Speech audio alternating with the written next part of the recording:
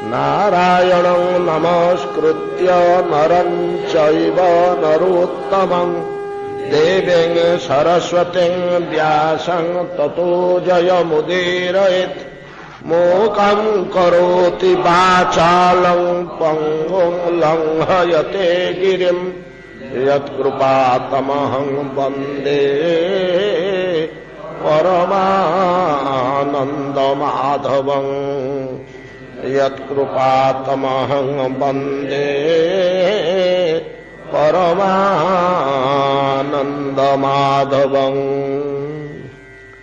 यत्कृपातमहं वन्दे परमानन्दमाधवं।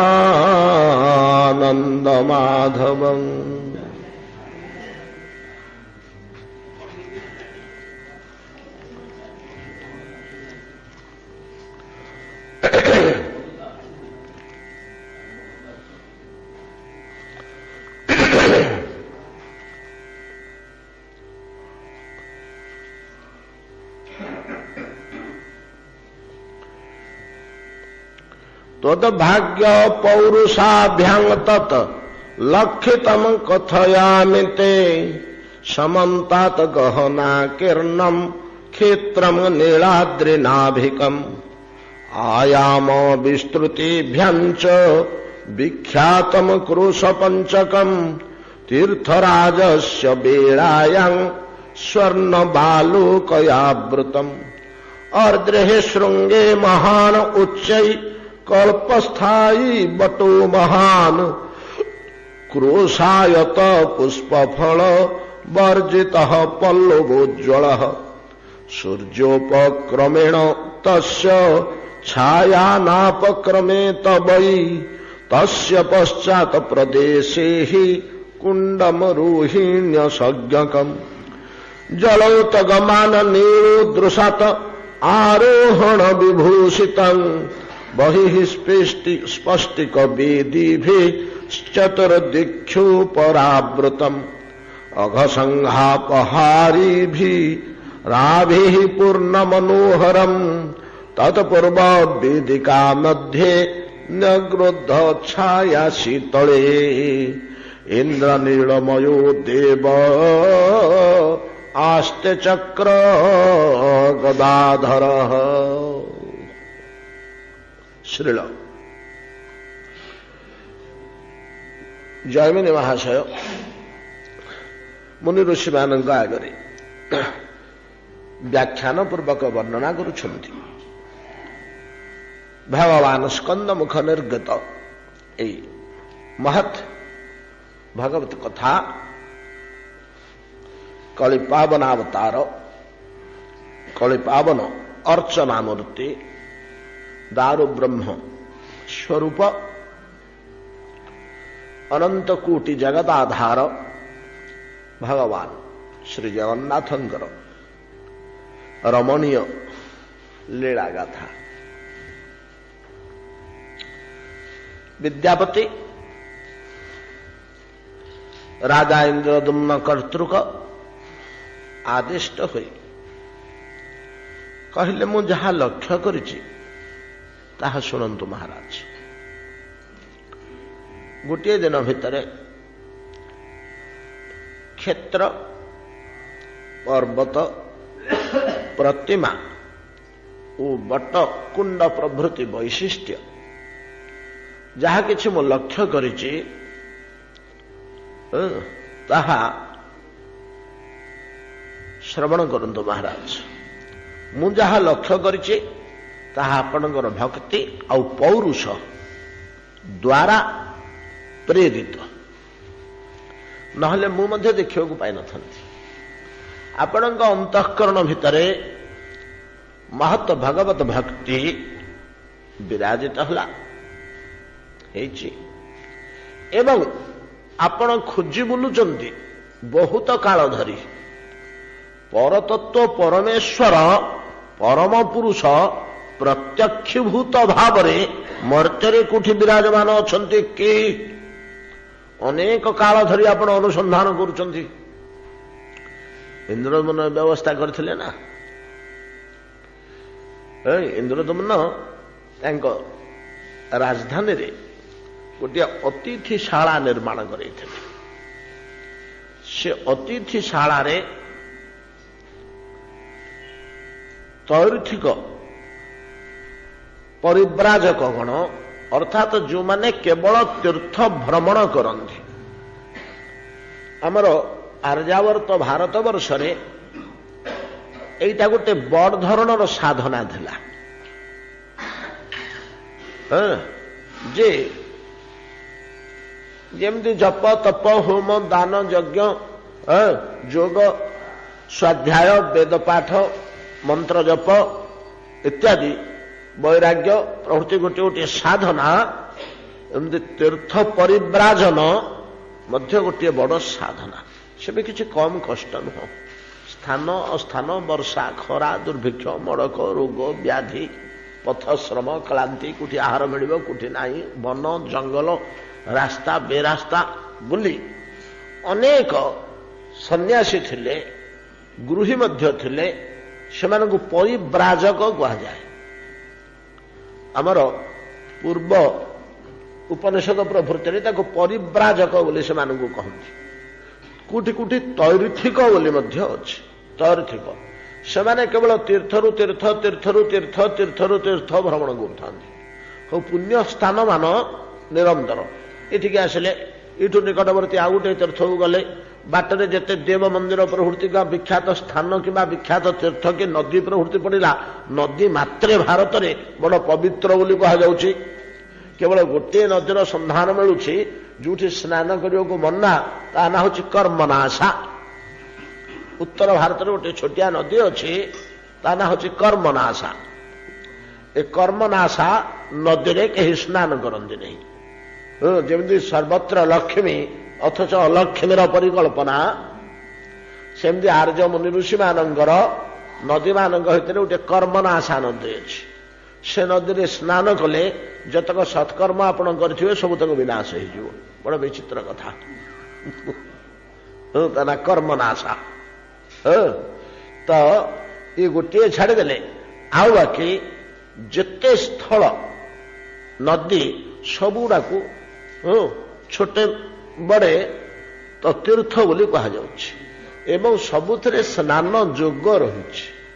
सबुथिरे स्नान जोग रही। तो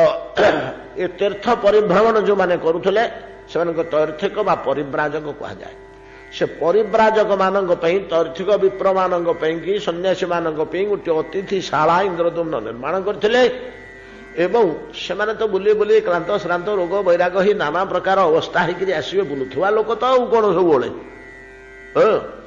तो खाइबा पीवा शुवा किसी ठीक ठिकाना नहीं स्थान अस्थान कोठी कीट कोठी मक्षिका कोठी मशक कोठी विषाक्त दंशन प्रभृति नाना प्रकार परिस्थिति से माने आसंती सेठी से विश्राम करवा भोजन करवा वस्त्रादि औषधादि चिकित्सा प्रभृति उत्तम व्यवस्था इंद्रदुम्न अति उत्तम। तैर्थिक विप्र मैंने जानी था परस्पर ठू खबर पाइक से जानते जे तीर्थ चल बुलिया बुलिया पलैया उज्जयिनी अवंती आठी मस खंडे विश्राम कर सुस्थ है सियाड़े जा शीत भी कमी आस उत्तर आड़ को एमती बोलिक परिव्राजन करती कि उद्देश्य इंद्रदुम्नंगर कौटी ए परिव्राजक माने सर्वत्र बुलुचंती कौटी परम पुरुष को माने पाइचंती कि जहां को ये चर्म चक्षुरे दर्शन करी मोक्ष लाभ हम यही लालसाटा इंद्रदुम्न अंतर्गत थिला खोजी खोजी खोजी शेषको सी पाइले। गोटे सिद्धांत अच्छी आम जदि गोटे भल जिनिस जदि आम खोजुवा ताको प्रभु व्यवस्था करेदेवे आम भल जिनिसटे सतचिंता को भगवान पूर्ण करती एटा भगवान गोटे आप गोटे सतचिंता करंतु असत चिंतार भगवान किछिटा बाधा दियंती इंद्रिय ओ प्रभाव रे क्रोध हिंसा विद्वेषर प्रभाव रे जीव से बाधा विघ्न को लंघन करी असत कर्म କରିଦିଏ ସିନା, ନହେଲେ ବାଧା ବିଘ୍ନ ଦିଅନ୍ତି। ସତ୍କର୍ମ ପାଇଁ ଭଗବାନ ସତ୍କର୍ମଟି ଆମେ କଳ୍ପନା କରି ବସିବା, ସେ ତାକୁ ପୂରଣ ନିଶ୍ଚୟ କୋଉ ବାଟ ହେଲେ କରିଦେବେ। ଜୀବନରେ ଆପଣମାନେ ଏଟାକୁ ପରୀକ୍ଷା କରନ୍ତୁ, ଦେଖିବେ। ଗୋଟେ ସତ୍ଚିନ୍ତାଟିଏ କରନ୍ତୁ, ସେ 5 ବର୍ଷ 10 ବର୍ଷ 15 ବର୍ଷ କେତେବେଳେ ହେଲେ ସେ ପୂର୍ଣ୍ଣ ହେଇଯିବ। ତ ଇନ୍ଦ୍ରଦମନଙ୍କର ସେଇ ସତ୍ଚିନ୍ତା ପୂର୍ଣ୍ଣ ହେଲା ସାକ୍ଷାତ ଭଗବାନଙ୍କ ଉପସ୍ଥିତିରେ। କୌଣସି ତୀର୍ଥ ଯାତ୍ରୀ କହିନାହାନ୍ତି। ଯୋଉ ଜଟିଳ ବୋଲି କୁହାଯାଉଛି, ଜଟିଳ ତର୍ଥିକ ବିପ୍ର ଯୋଉ କହିଦେଇକି ଅନ୍ତର୍ଧ୍ୟାନ ହେଇଗଲେ, ମାନବ ଜଣେ କି ସାଧକ ଜଣେ କି ମୁନି ଋଷି ଜଣେ ଅନ୍ତର୍ଧ୍ୟାନ କାହିଁକି ହେଇଯିବେ? କହିଲେ କହିସାରିଲା ପରେ ଅନ୍ତର୍ଧ୍ୟାନ କାହିଁ ହେଇଯିବେ? ଏଇଠି ସେ ଦେଖେଇଦେଲେ, ଏ ଇନ୍ଦ୍ରଦମନ ମୁଁ ନିଜେ କହୁଛି, ତମେ ଚିନ୍ତା କର ନା, ଅବିଶ୍ୱାସ କର ନା। ବୋଧହୁଏ ଏଥିପାଇଁ ତ ଜଟିଳ ଜଟାଧାରୀ ବ୍ରାହ୍ମଣ ଅନ୍ତର୍ଧ୍ୟାନ ହେଇଯାଇଥିଲେ। ଏବଂ ଯେମିତି ଆମର ଅନନ୍ତ ମହାରାଣା ରୂପେ ଭଗବାନ ନିଜେ ଆସି ନିଜର ମୂର୍ତ୍ତି ନିର୍ମାଣ କଲେ, ସେଇ ଇନ୍ଦ୍ରଦମନଙ୍କ ସମୟରେ ନୀଳମାଧବଙ୍କ ପରବର୍ତ୍ତୀ ମୂର୍ତ୍ତି ଆମେ ଯାହାକୁ ରତ୍ନ ସିଂହାସନ ଉପରେ ପାଉଛେ, ଏ ମୂର୍ତ୍ତିର କଳ୍ପନା କିଏ କରିବ? ଏ ମୂର୍ତ୍ତିର ପରିକଳ୍ପନା କିଏ କରିବ? କିଏ କରେ? କାହା ମୁଣ୍ଡରେ ବସିବ ଏଇ ଚିନ୍ତା, ଏ ସିଦ୍ଧାନ୍ତ? ଯେମିତି କୃଷ୍ଣ ମୂର୍ତ୍ତିଟିଏ ନିର୍ମାଣ କରିବାକୁ ଗଲେ ଶିଳ୍ପୀ ବହି ଖୋଲିଲା, ତାର ସବୁ ରହିଛି ପ୍ରଣାଳୀ। ଏମିତି ବର୍ଣ୍ଣ ହବ, ଏମିତି ଉଚ୍ଚ ହବ, ଏମିତି ବାହୁ ରହିବ, ଏମିତି ତ୍ରିଭଙ୍ଗ ଠାଣି ରହିବ, ଏମିତି ମୟୂର ଚନ୍ଦ୍ରିକା ରହିବ, ଏ ପ୍ରକାର ବଂଶୀ ରହିବ, ଏ ପ୍ରକାର ମୁହଁଟି ହେଇଥିବ। ପ୍ରଭୁ ଶ୍ରୀରାମଙ୍କ ରୂପ ଶାସ୍ତ୍ରରେ ବର୍ଣ୍ଣନା ହେଇଛି, ଦେବୀଙ୍କ ରୂପ ଶାସ୍ତ୍ରରେ ବର୍ଣ୍ଣନା ହେଇଛି। ମନ୍ଦିରରେ ଯେତେ ମୂର୍ତ୍ତି ଆପଣ ପାଇବେ ସବୁ ଶିଳ୍ପଶାସ୍ତ୍ରରେ ବର୍ଣ୍ଣନା ହେଇଛି। ଏ ମୂର୍ତ୍ତିଟି ଏଇଭଳିଆ କରିବାକୁ ହବ, ଏ ମୂର୍ତ୍ତିକି ଏଇଭଳିଆ କରିବାକୁ ହବ। ସବୁ ଶାସ୍ତ୍ରମାନଙ୍କର ମଧ୍ୟ ମୂର୍ତ୍ତିଙ୍କର ବର୍ଣ୍ଣନା ଅଛି। ଶିଳ୍ପଶାସ୍ତ୍ରରେ ଅଲଗା ତାକୁ ଦିଆହେଇଛି ମୂର୍ତ୍ତି କେମିତି ନିର୍ମାଣ କରିବାକୁ ହବ। କିନ୍ତୁ ଏ ମୂର୍ତ୍ତିର କଳ୍ପନା କୋଉଠୁ ମିଳିବ? ଏ ମୂର୍ତ୍ତିର କଳ୍ପନା କୋଉଠୁ ହେଲେ ତ ମିଳିବ ନାହିଁ। ଏପରିକି ଏ ମୂର୍ତ୍ତିର ବର୍ଣ୍ଣନା ସ୍କନ୍ଦ ପୁରାଣରେ ମଧ୍ୟ ନାହିଁ। ସ୍କନ୍ଦ ପୁରାଣରେ କୁହାଯାଇଛି ଫିଟେଇକିରି ଦର୍ଶନ କଲେ ଯାହା ଆମେ ଦେଖୁଛେ। ହସ୍ତପାଦ ବିହୀନ ଏଇଭଳିଆ ମୂର୍ତ୍ତି ତ ନାହିଁ। ବରଂ ରାମ କୃଷ୍ଣ ସୁଭଦ୍ରଞ୍ଚ ବାସୁଦେବ ସୁଦର୍ଶନ ବୋଲି ଉଲ୍ଲେଖ ଅଛି, କିନ୍ତୁ ଏ ମୂର୍ତ୍ତିର ବର୍ଣ୍ଣନା ନାହିଁ। ଏ ମୂର୍ତ୍ତିର ଗଠନ ଭଗବାନଙ୍କର ନିଜସ୍ୱ ପରିକଳ୍ପନା, କୌଣସି ସ୍ରଷ୍ଟା ବା ଶିଳ୍ପୀର ପରିକଳ୍ପନା ନୁହେଁ। ନିଜେ ଆସି ନିଜ ମୂର୍ତ୍ତି ଯେମିତି ନିର୍ମାଣ କରିଥିଲେ, ତଦ୍ରୂପ ପ୍ରଭୁ ନୀଳମାଧବ ନିଜେ ଆସି ନିଜର ସନ୍ଧାନ ଦେଇଥିଲେ। ଆରେ ଇନ୍ଦ୍ରଦମନ କେତେ ଖୋଜୁଛୁ ରେ? ମୁଁ ପରା ନୀଳ ପର୍ବତରେ ଅଛି, ଦକ୍ଷିଣ ସମୁଦ୍ର କୂଳରେ, ସେଠିକି ଯା, ସେଠି ଗଲେ ମତେ ପାଇବୁ। ତୋର ଅନ୍ତରରେ ଖୋଜୁଥିବା ପଦାର୍ଥ ସେଠି ଗଲେ ପାଇବୁ। ବିଦ୍ୟାପତିଙ୍କୁ ପଠେଇଲେ। ବିଦ୍ୟାପତି କହୁଛନ୍ତି, ମହାରାଜ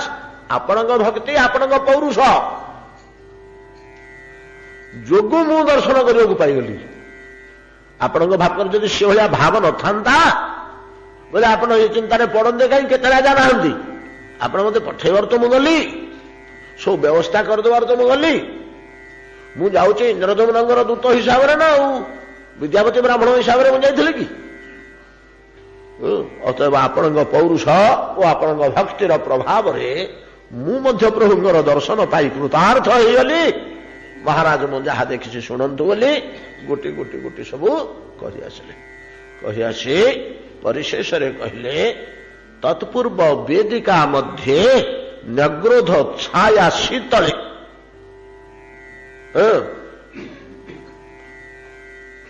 ରୋହିଣୀ କୁଣ୍ଡର ପୂର୍ବ ଭାଗରେ ବଟଗଛର ଶୀତଳ ଛାୟାରେ ଲତାକଞ୍ଜ ମଧ୍ୟରେ ବେଦିକା ଉପରେ ବିଦ୍ୟମାନ କିଏ ସେ? ନା ଆସ୍ତେ ଚକ୍ର ଗଦାଧର, ଚକ୍ର ଗଦାଧାରୀ ଭଗବାନ ମାଧବ ମୂର୍ତ୍ତି ବିଦ୍ୟମାନ ଅଛନ୍ତି। କେମିତି ଅଛନ୍ତି? ନା ମୂର୍ତ୍ତି, ମୂର୍ତ୍ତି ନୀଳରତ୍ନ ନିର୍ମିତ ନୀଳାଶ୍ମ ଅଶ୍ମ ପାଷାଣ ପଥର ଖଣ୍ଡ निर्मित नीलरत्न तैयारी गढ़ा किंतु पूर्वर कहते जे मूर्ति पुरातनी अति प्राचीन मूर्ति बोली कहते मूर्ति जदि ये मूर्ति तत्व कौन ये मूर्ति तत्व को नहीं भारत सुदीर्घ काल अन्यमानक द्वारा एक प्रकार निकृष्ट घृण्य तुच्छ मूर्ख अधम असभ्य रूपे समालोचित होता पौतलिक बोली कह जाउथले भारतीय मानंगु विदेश लोक माने पृथ्वीर अन्यान्य लोक माने पौतलिक बोली कहते पुतुली पूजा करुचंदी पौतलिक कंढेई पूजा करुचंदी छोट पिलाने जेंति कंढेई की धरी खेलती गोटे कंढेई की मां करती कि पुओ करती आ कंढेईटा से कौन मां हो ना पुओ हो मागिले खाइबा को दब ना चलो बुलो कोल को नब काखेब छोट पिला खेलुचंदी कहीं ना पिला अज्ञ से बुझीपार ना तो तार तो निहाती दुर्बोध पिला बाल बुद्धि किसी जानी संसार ज्ञान कि कौन ज्ञान तार उदय होनी कंढेई धरी खेलुछ सेमितिका भारतीय गुड़ाक किसी जानते मूर्ख अधम गुड़ाक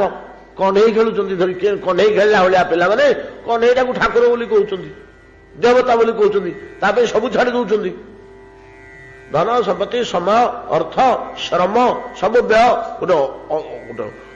अंधविश्वास कंढेईटा गोटे कौन पूजा करुचंदी गोटे मूर्ति तैयार कर कौन पथर काठ पूजा करुचंदी ठीक से मानकर कहवा यथार्थ कहीं ना मूर्ति उपासनार सुगभीर तत्व रहस्य जानिबा को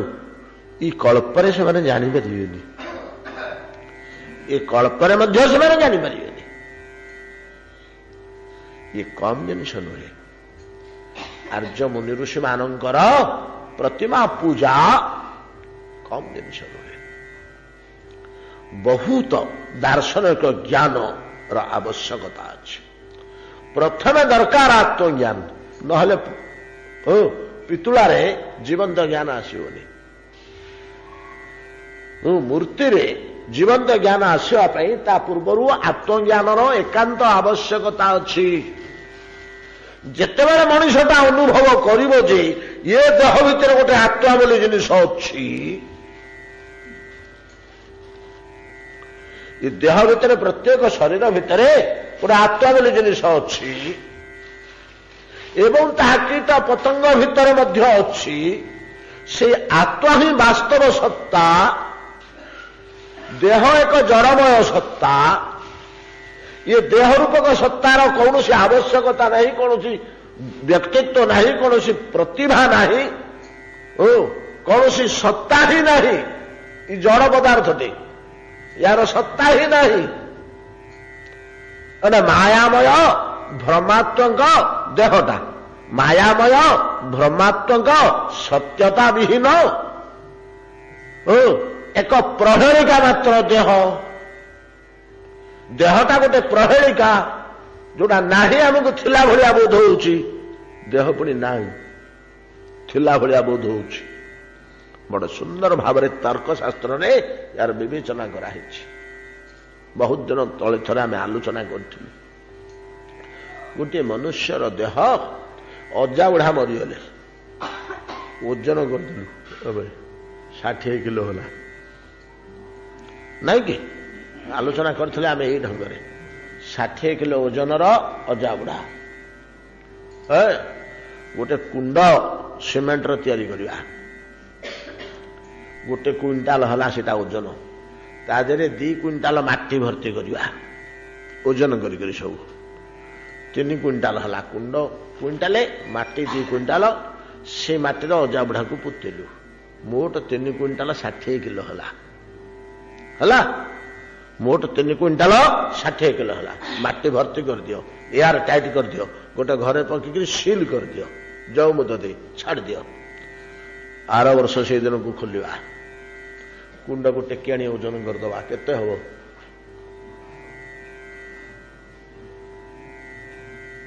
परीक्षा कर देखु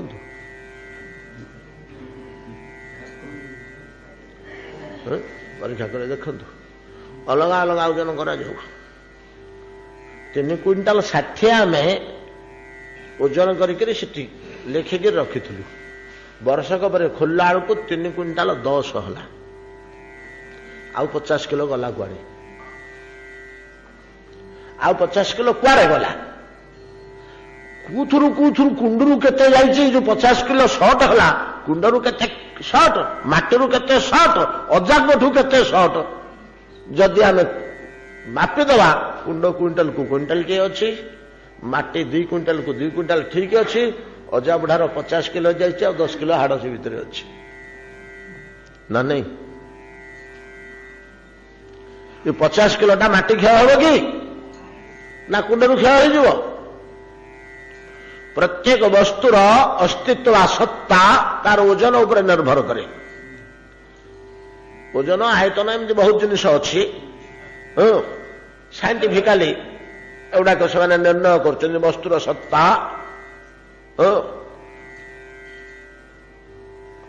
हो देखा 50 किलो कुआड़े ओजा बुढ़ा हजई बसले आउ थे फेरी आसो परा दियो से घर भर चाक पकई दियो 10 वर्ष छाड़ दियो 10 वर्ष पर खोलला बेलू 3 क्विंटाल किले बाहर अस्थि उपास्थि गुड़ा क्षय हो खाली बड़ बड़ जंघास्थि बाहु अस्थि भर्ती 2-4 खंड किले खंडे पड़ी क्षय हो माटी भितर 60 किलो 69 किलो कुआड़े उड़ीगला आउ 10 वर्ष छाड़देवा कि 15 वर्ष छाड़देवा 30 वर्ष पर खोलला बेलू माटी 2 क्विंटाल कुंड गोटे क्विंटाल 3 क्विंटाल ठीक है अजा बुढ़ा 60 किलो कुआड़े गले कुआड़े गले एमती नाना दृष्टांत देखे दार्शनिक माने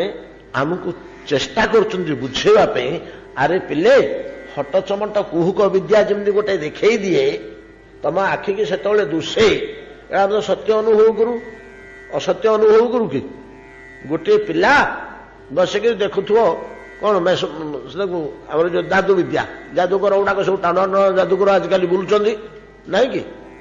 से 5टा पारा बांति गला पाटिरू भिड़िक काढ़ा छोट पिलाटा देखुची से आश्चर्य हो चाहूँगी से जीवन में केतले घर को फेरी आसला से मिछ कर मिछ कथाटा बोली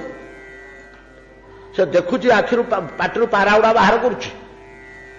जादूकर 5टा 7टा पारा बाहर कर उड़ेला से केबे हेले कहीं छोट बालक तो तार एत ज्ञान नहीं से बुझीपर जेटा प्रहेलिका एटा माया बा एटा मेसमरिजम कि ना चक्षु बंधन कि कुहुक विद्या कि जादू विद्या कि भोजबाजी इमित गुड़ाक दुष्य गुड़ाकर सत्यता नहीं ये ज्ञान तार है कि ये ज्ञान तार है सी से सत्य कर बुझ से अबुल चिंतार पड़े बापा को बुझ पाटिरू केमी काढ़ा पारा माँ पारा गुड़ा गिड़ी देता किलो आगुरी कह से केवे मिछ कर अज्ञान तद्रूप आम ज्ञान दृष्टि अज्ञान शिशु तुल्य ए देहटा को पूरा प्रहेलिकामय देह को आम सत्यबोध करुचु बोली कहते प्रकृतर सत्ता किए से ना शरीर भितर थिबा आत्मा ही अचौयंग सनातन जहा गीता भागवत कहुचे आत्मा अक्षय अव्यय अच्युत ई तत्व जानी सारला परे जार पूर्ण अनुभव हम से मूर्ति रे रहस्य से बुझिव आ विदेशी लोक मैंने कौटू बुझे कथा से माने तो देह सर्वस्व देह भितर गोटे आत्मा अच्छी ये ज्ञान तांकर ई जन्म रे हबनी केतेबेले जदि भारत वर्ष रे जन्म होंती एटा संकीर्णता कथा नुहे एटा वास्तव कथा देवभूमि रे केतेबेले जदि जात हुंती बर्न फिलोसफर ये हुंती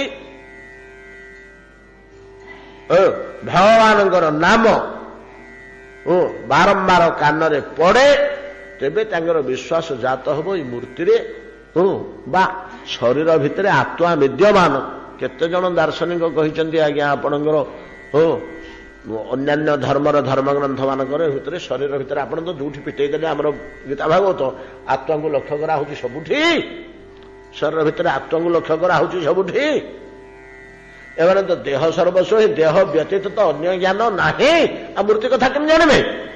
ଯେପରି ଦେହ ଭିତରେ ଆତ୍ମା ବିଦ୍ୟମାନ ତଦ୍ରୂପ ପ୍ରତିଷ୍ଠା କାଳରେ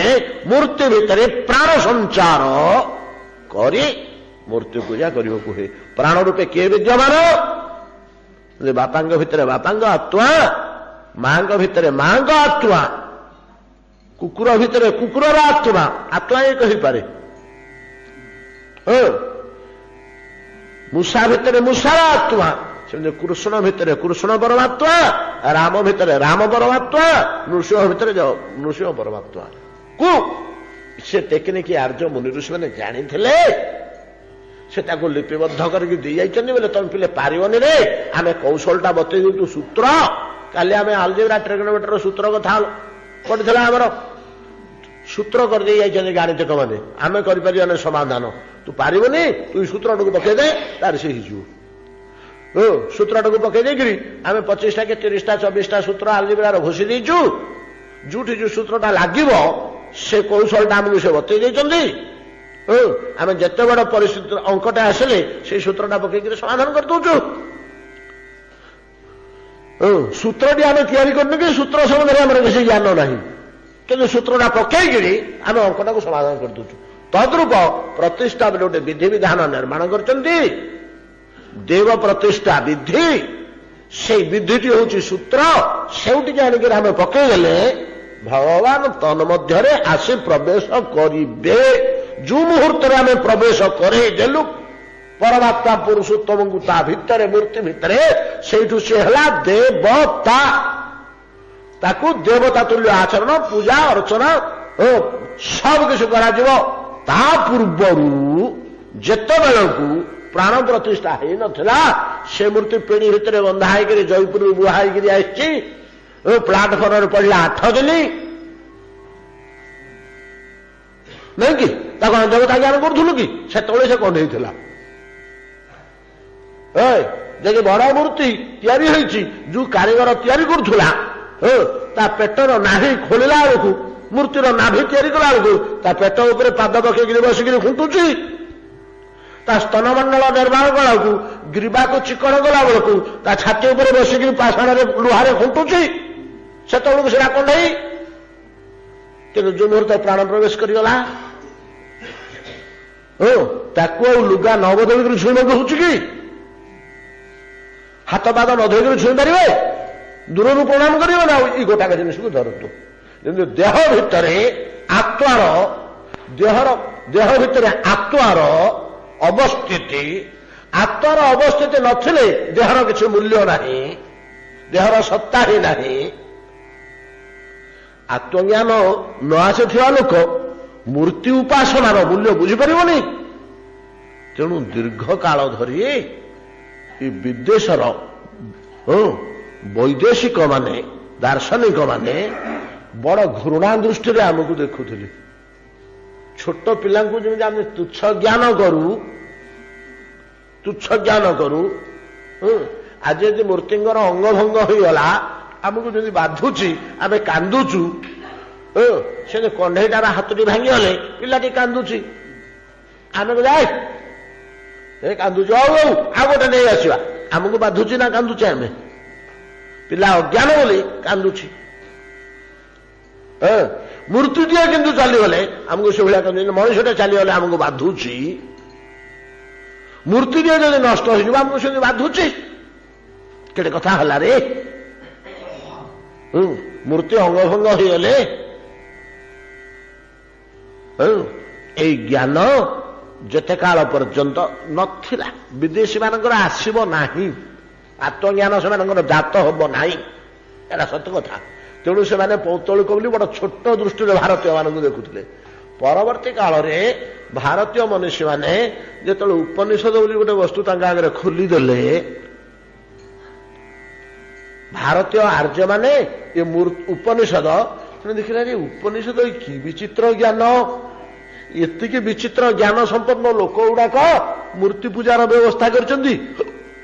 ताहले मूर्ति पूजा भितर कोन गोटे रहस्य थिबरे आमे जो मूर्ख उड़ा उड़ी कहते मूर्ख नुहंती जे उपनिषद लिखुची से मूर्ति की प्रणाम करुची आ कंढाई गला केमती एठू टिके टिके टिके टिके कमिला एमाने मध्य तांको बुझेईदेले मूर्ति रहस्य कौन नहले दीर्घ 100 वर्ष धरी बड़ कुच्छित दृष्टि भारतीय मानक देखुले मूर्ति पूजार उपासना आउ दूर थाऊ आम श्रोता माने उत्तम रूपे शुणी उत्तम रूपे शुणी एकादश स्कंद जिते आम पाठ करुले मन अच्छे ना नहीं मूर्ति पूजा केमिति करिवो गोटे अध्याय उद्धव कहते कृष्ण शुणी देकर आम समस्त ताजुब होइथिलु तटस्थ होइथिलु पूजा प्रतिष्ठा नुह पूजा प्रत्यह पूजा केमिति करिवो नहीं उपासना रे पूजा व्यवस्था जो देइथिले केमिति पूजा करिवो कोन करिवो मन पड़ुछि टिके झापसा सेडा मन रहिवोनी कि जटिल दार्शनिक जिनिस पूजाटी अतएव प्रतिमा केवल पाषाण बा दारू नुहे आम शास्त्र रे अष्टविध मूर्ति उपासना मुनि ऋषि माने निर्णय कर जाइछन्ति ये अष्टविध जाकरे तुम भगवान को अनुभव कर परिबो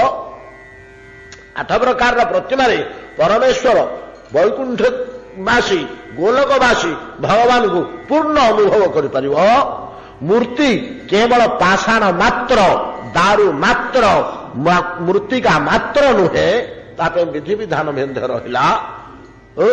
जो अष्टविध मूर्ति से स्थायी मूर्ति 3 स्थायी मूर्ति 3 धातु पाषाण आ दारू ये 3 मूर्ति स्थायी मूर्ति धातु पाषाण और दारू इस मूर्ति को सब रखा जाए पार मुरमय मूर्ति को पूजा शेष में जल विसर्जन कर एमती अच्छी घर रखा हेनी माटी तैयारी मूर्ति को पूजा सरला क्षण प्रतिष्ठा है पूजा सरला क्षण जल विसर्जन कर बालुकामय मूर्ति की सांगे सांगे विसर्जन कर सांगे सांगे निर्माण कर बालुकार निर्मित मूर्ति बाली तृतीय प्रभृति नदी कूल पोखरी कूल माँ मैंने पोखरी भितर नदी भितर बाली उठे आनी पूजा अर्चना कर पुणी भसई दिखती आमर ये बाली तृतीय व्रतटा कौन कि गिरिजा पार्वती बालुका पूजा करी शिव को बालुका मूर्ति शिव को उपासना करी पति रूपे पाइबे प्रतिदिन बालुका स्थापन करती तार ऊपर शिवंकर अर्चना करती पूजा सरला भसई दिखती पुणी आउ थे तार दिन एमती करी शिवंकर उपासना से सिद्धि लाभ कले भगवान शिव शंकर दर्शन देले ये पति रूपे वरण कले से स्वीकार कले हौ देखा बोले अंतर्ध्यान हो स्वीकार कले यथेष्ट के दिन जाऊ अपेक्षा कर तादृश जो मूर्ति किंतु आमर श्री जगन्नाथ होउचंदी लेप मूर्ति प्रकृति रे लेप मूर्ति जिते प्रथम करे इंद्रदम्न बेष्टरंग मोचयामास तो आकाशवाणी हला 15 दिन यज्ञ मंडप दारू थोईदे थोईदे लुगा घेरे देले लुगापटा घेरे देकर 15 दिन बीतीगला 15 दिन पर होम यज्ञ चली अश्वमेध जाग चली 15 दिन पर आकाशवाणी है इंद्रदम्न को इंद्रदम्न एथर खोल कौन अच्छे दर्शन कर तुम्हें खोजुवा ठाकुर को निय से इंद्रदम्न वैष्णव खोलेले नारद कहे तुम एकुटिया जाओ तुम देखी आस तुम ठाकुर को तापर तुम देखले आम देखू ना तुम निय वैष्णव खोलिक निजे गले इंद्रदम्न के देखले जे से शब्द प्रथम उच्चारण रामकृष्ण सुभद्रंच वासुदेव जनार्दन सुदर्शनम वासुदेव सुदर्शन चतुर्धा मूर्ति में देखा पाइले जतोपदिष्ट लेपादि संस्कार परिशोभित बोली वाक्य रहा जथोपदिष्ट शास्त्र कह जा उपदेशानुसारे जथोपद जथा निर्देश दिया शास्त्र रे जथोपदिष्ट लेपादि संस्कार अवश्य दारूर आवश्यकता अच्छी दारू उपरे लेप अछंती किंतु लेप मूर्ति और दारू मूर्ति मिलित मूर्ति है लेपादि संस्कार संस्कार है लेप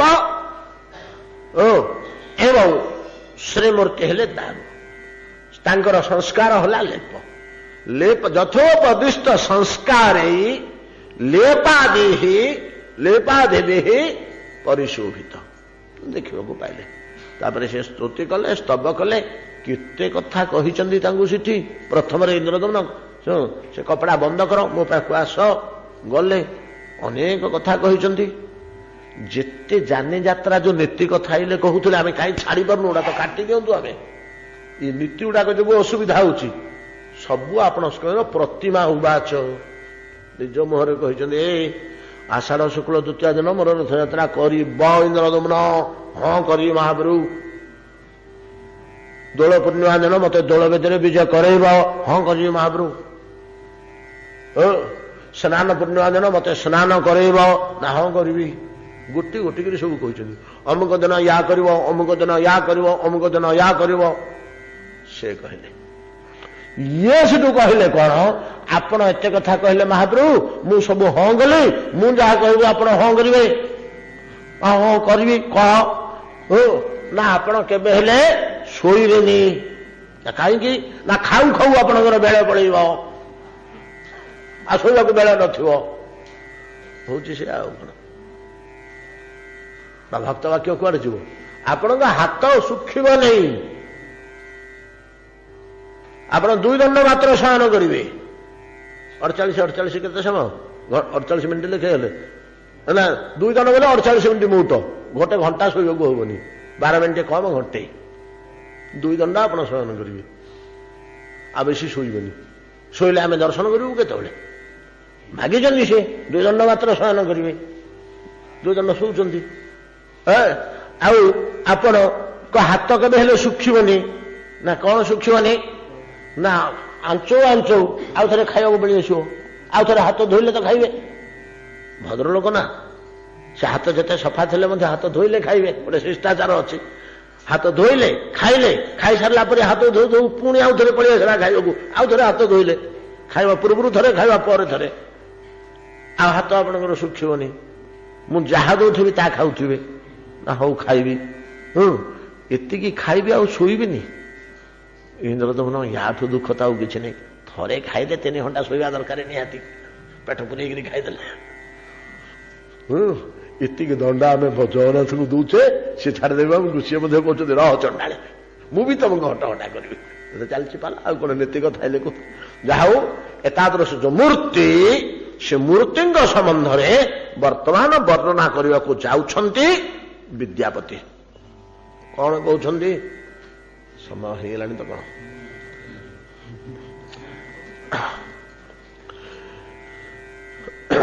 तत्पूर्व वेदिका मध्ये न क्रोध छायासी तले इंद्र नीलमय देव आस्ते चक्र गदाधर एकाशीत्यंगुलम इतः स्वर्ण पद्मो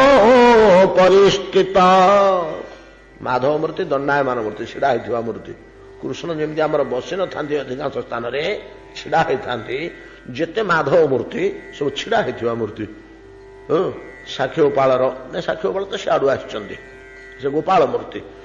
माधव मूर्ति जिते जिते जगह माधव अच्छा से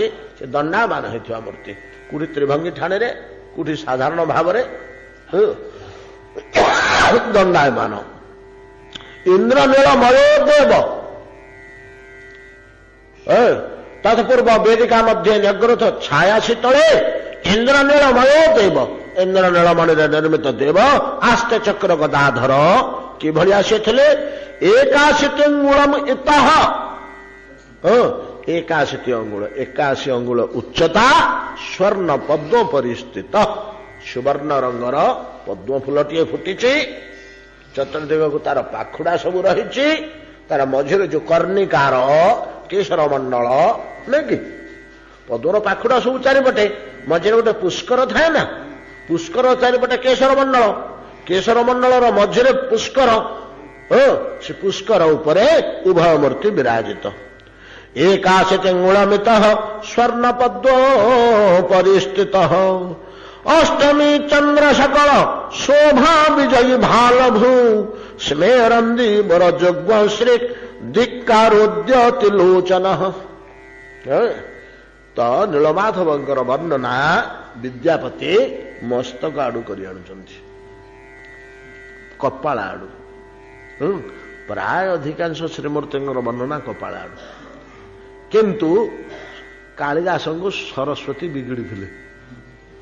बोली आमर शुणा मिले जिते यही ढांचार जिते कालिदास सरस्वती अर्चना करने को बाहर से बेले कही कज्जल पूरित लोचन धारे स्तनजुग शोभित मुकुताहारे वीणा पुस्तक मंडित हस्ते भगवती भारती देवी नमस्ते से बिगिड़े मूर्खपुत्र 7 थर जन्म कली ते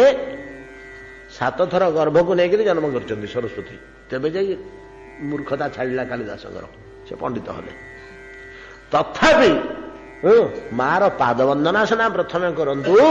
मार मुंड आड़ू वर्णना करुचु स्तन वर्णना करुचु जा से बुद्धि हो तोर कवित्व से ढंगर हो श्रृंगारी कवि हेले आर केते ये देथिले अभिशाप देथिले हमर समय नहीं आलोचना करने तद्रूप विद्यापति नीलमाधवंकर मस्तक ठारू आलोचना करुचंदी एकाशति अंगुलमित स्वर्ण पद्म परिस्थित अष्टमी चंद्र सकल शोभा विजयी भालभू अष्टमी चंद्र सकल शोभा विजयी भालभू अष्टमी चंद्र अष्टमी तिथि जो अर्ध चंद्र चंद्र अधे चंद्र टी आम स्केल पकईकि काटिदेले फाड़े पूर्ण चंद्र तादू आम ठीक सूता पकईकि फाड़े काटी बाहर करदे करतरे गोटे फाड़ रखा से फाड़े देखा जो भाया तार सकल शोभा अष्टमी चंद्र सकल शोभा कोठी प्रकाश पाई ना भाल भू भाल आ भू भाल कपोल देश ठीक अष्टमी चंद्र भाया शोभामय देखा भ्रू जोड़िक भ्रूलता जोड़िक ठीक अष्टमी चंद्र सदृश वक्राकृति भाल भू सकल शोभा विजयी अष्टमी चंद्र उपरे विजय माने ताठू अधिका शोभामय अष्टमी चंद्र सकल शोभा विजयी भाल भू स्मेरांदे बर जुग्ग श्री स्मेरांदे बर जुग्गम श्री धिक्कारोद्यत लोचन लोचनर शोभा चक्षुर शोभा कपाल भाल ओ भ्रू तलू जो नयन माधवंकर जो जुगल नयन मु देखी आसी महाराज विद्यापति कहते स्मेरंदी बर जुग्म जोड़िए स्मेरंदी बर अर्ध प्रफुस अधा हसुवा स्मेर कहले हसवा इंदिवर नीलपद्म छोटिया छोटिया फूल गुड़िए नीलोत्पल कहुए इंदिवर नीलोत्पल नीलोत्पल गुड़िक छोटिया छोटिया बड़ बड़ नहीं ये पद्म भाया बड़ बड़ नुह नील रंगर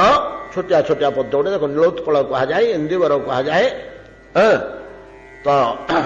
नीलपद्म कहुए नीलोत्पल कहुए सेगुड़िक कि भाया ना स्मेर प्रफुल्लित प्रस्फुटित फुटी उठी जोड़िए नीलपद्म जमी खंजा होती ये चक्षु जोड़िकर शोभा स्मेरंदी बर जुग्म श्री धिक्कारोद्यत लोचन चक्षु जोड़िक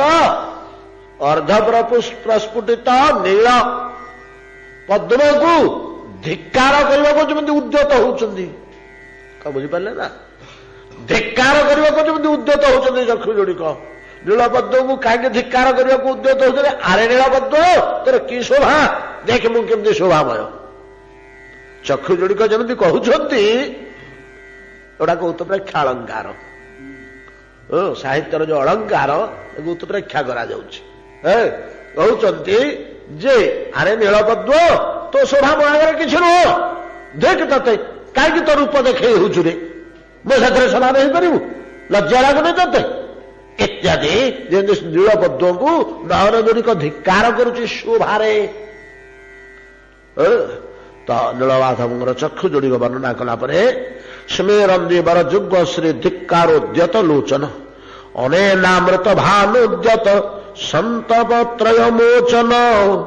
ନାସାପୁଟ ଦ୍ୱୟଦ ଭାଷୀ ତିଳ ପୁଷ୍ପ ପ୍ରଶୋଭନ ଅନେନାମୃତ ଭାନୁଦ୍ୟତ